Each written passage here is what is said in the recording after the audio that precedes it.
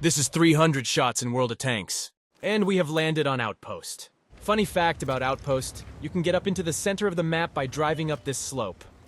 Oh well, apparently not this time, but trust me, it works. If nothing else, we spotted a few tanks crossing in the open. Let's give them a nice surprise. Or not, to be fair. Penning the Type 4 Heavy is tricky at these distances. Yep, the second one goes a bit wide also. But I will risk it, and try again. Oh, come on. Unreal. I knew I should have just loaded premium right from the start. The nice thing about the premium rounds on the CHAR is that they are HESH, so they don't lose any penetration at longer distances. Although they do fly significantly slower than the standard APCR this tank carries. Now let's see if we can get up to the middle the regular way, since the shortcut didn't pan out so well.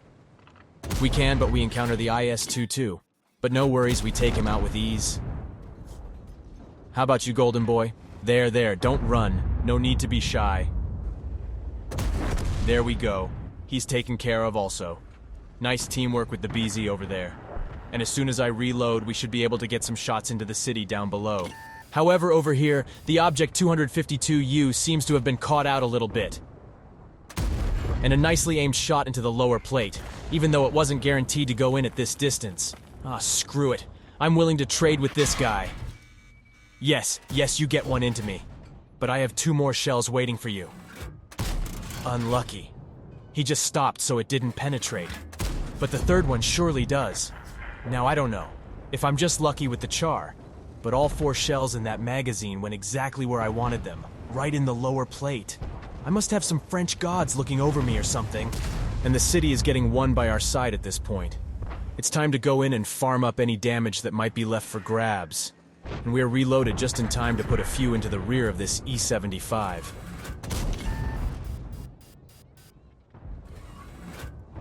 Tried going for the tracking shot, but it was a tricky angle. No worries though. I don't need the weak side when I have eyes on the squishy 60mm of top turret armor. And there he goes. Let's go hunt down the Arty. If I don't tip over before I get there. Didn't see that rock hiding in the wall. And there he is. A juicy 212A, and I reloaded just in time to take him out. There are a few extra targets that I can shift my focus on as well. And did you see that bounce? I tell you, the French gods are looking over me. To be fair, the CHAR does often pull off these miracle bounces. It does actually have about 190mm of effective armor on the turret. So that is actually not all that bad, considering its maneuverability. And this maneuverability allows us to get to the Leopard in time not to only get a few shots in, but to also finish him off. And hooray! A celebratory shot into the air. Considering we worked up 5,500 damage, it was well deserved. And just look at all that combined XP. Now that's what I call a good game. No, not only good, this might have been the best game I have ever had in the CHAR Future 4. Now let's just hope the rest of the games go as well as this one did.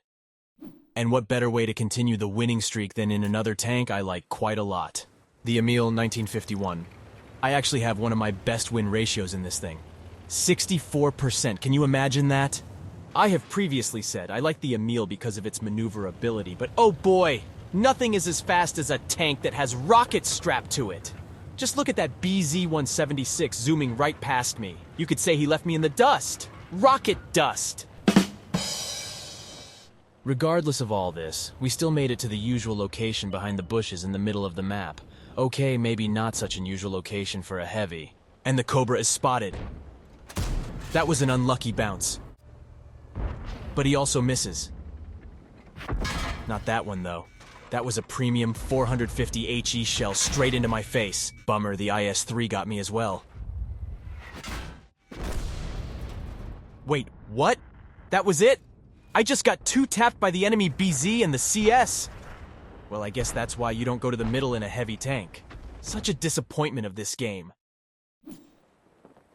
Hopefully the KV-2 will treat us better.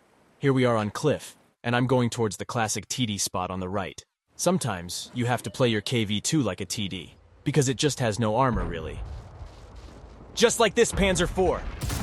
There goes his head.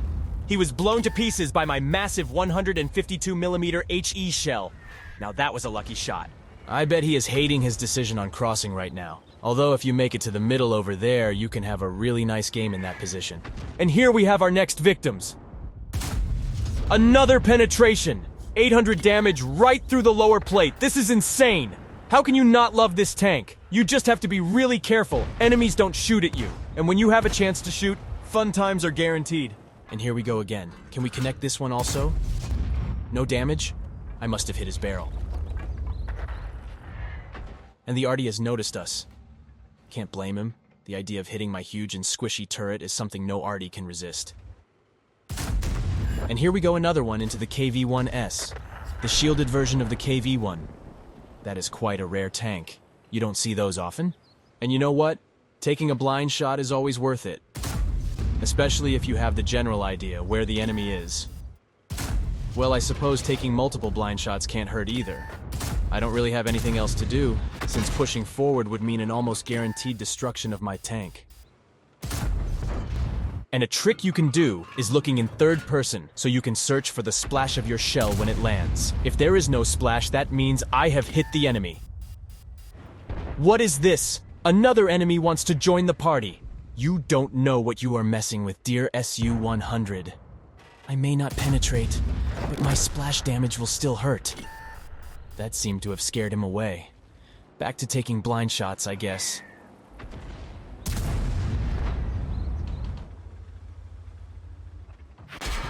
Oh, you bugger! Where is that SU hiding? Let's hope that one hit him. And this KV-2 is not having a great time. That is what happens when you push this side with enemies still alive. Unfortunately, I don't really get to penetrate him. I should have switched to AP, but you will notice, I'm trying to do the heavy tank 4 mission. To finish it, I need to knock out 5 crew members or modules 5 times in a game. And that ain't happening if I load AP. We are kind of losing this game. I'm getting left on my own really rapidly. But I'm taking down a few guys with me, starting with this Nashorn. That was always going to penetrate. And just look at this devastation of dead tanks in front of me. It's a graveyard! Whoops! We are getting surrounded! And it's a tricky shot on this SU-100. Unfortunately, we don't get him. Didn't really expect to hit that anyways. Not the greatest accuracy on this tank. With my configuration, it's looking pretty bad with dispersion values at 0.55. Definitely not a sniper tank. But at close blank range, unlike the KV-1 who just missed, I'm always going to hit you.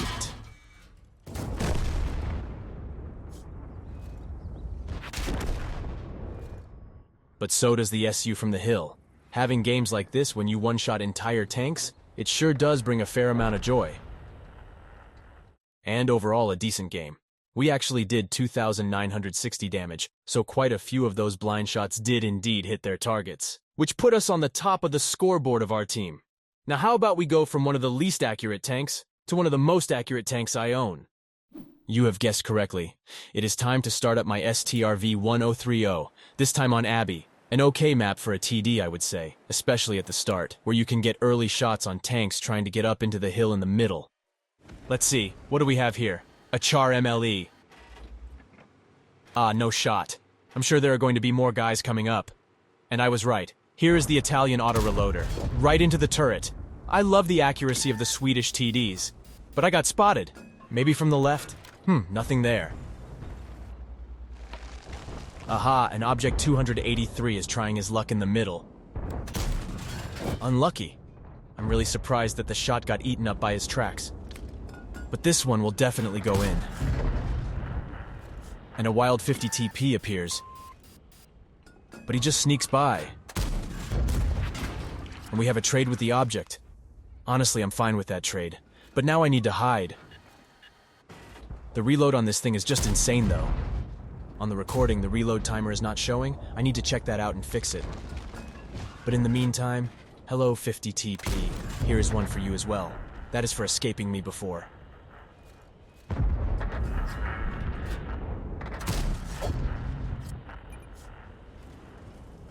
What was that? Scorpion trying to push me? No thanks, I'm out of here. Interesting though, I got spotted. I didn't expect that.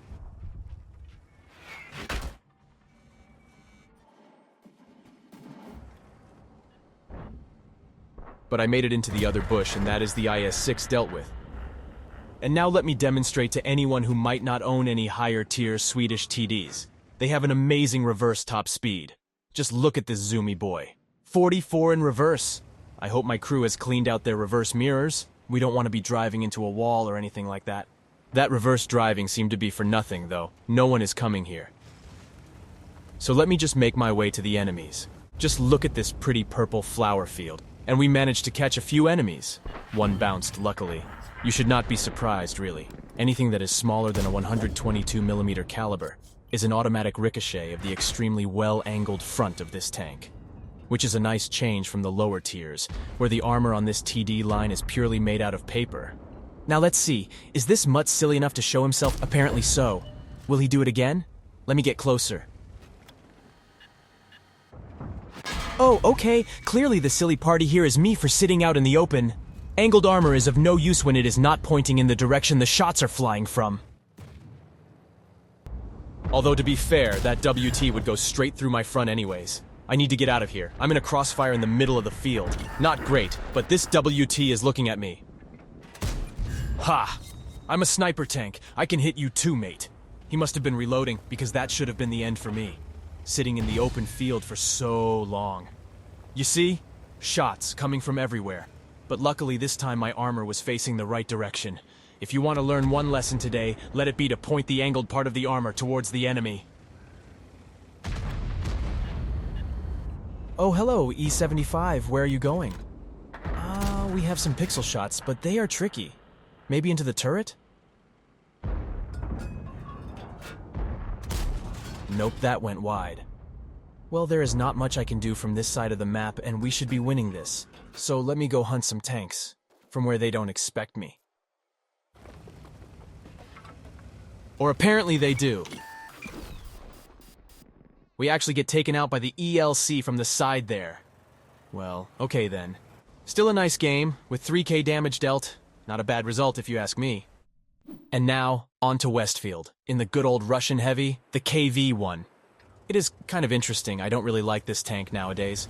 It might be because I have played it years ago on some older accounts, and since then have never really gotten back into the Russian heavies. I remember grinding all the way up to the IS-7 and then being so disappointed by it that I ended up selling it and never returning back to the Russian heavy line. To be fair, this was back in 2012, I think, when I didn't really understand how to play the pike-nosed heavy tanks. Maybe I should give the old Russians a try once again. Should I start grinding towards the IS-7? Let me know in the comments. But let's return to the current day. What do we have here? A KV-1 and an OI. I'm crossing and luckily don't get shot. Oh, and there is another KV-1 on the left of me. Hopefully I have enough cover here. Looks like going through the KV-1 mantlet is not so easy. Who would have thought? And he tried going for me. Another bounce. Unlucky. Time to load premium. Remember, if luck is not on your side, gold is. See, problem solved. It goes in, but he also got one in me. Ah, damn. Maybe trading is— oh, hi there, just looking at me. Ha, that was funny. Him just chilling there showing his side. But maybe I can get the OI. If I can ever get enough gun depression. God damn. That was unlucky, I guess. Not penning the side of the OI turret. The second one pens, though. And what is this guy doing? Well, don't mind if I do. Aiming all the way and finishing him off. Now I have at least one side cleared. But this OI, though. You have to learn not to show the cheeks of your turret, fella. Maybe he will learn someday.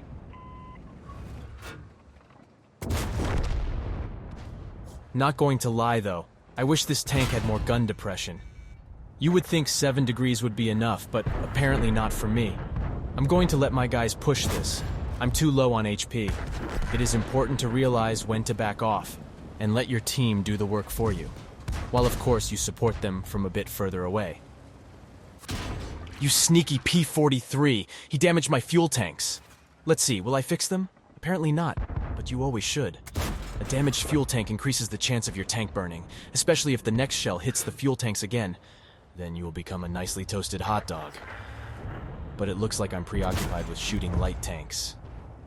Unfortunately, it seems like we are slightly losing. It's time to relocate and help defend our base. Ah, there he is. The Crusader spots me. You will see me here reversing up a hill. This is dangerous, because if that Crusader would be properly aimed, it is very likely he would see the rear of my tank before I got to see him. And I think I don't need to explain that the top of the engine deck is pretty much an auto-pen by every tank in the game. Now here you see me trying to get a few side angles on the guys in the middle, and it definitely pays off.